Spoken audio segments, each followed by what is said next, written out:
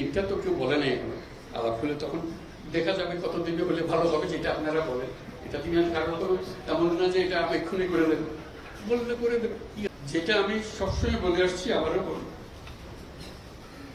এই জাতির সম্ভাবনা অসীম।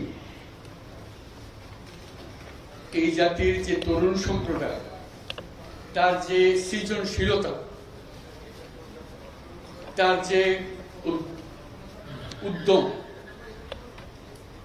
অন্য জাতির তুলনায় অনেক অনেক বেশি। এতটুকু জায়গার মধ্যে আমরা 17 কোটি মানুষ থাকি।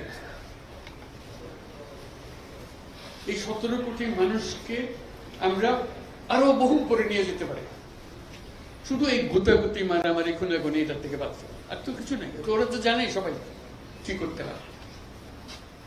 কাজে উপর অন্যরা কি মনে করলো সেটা দুঃখ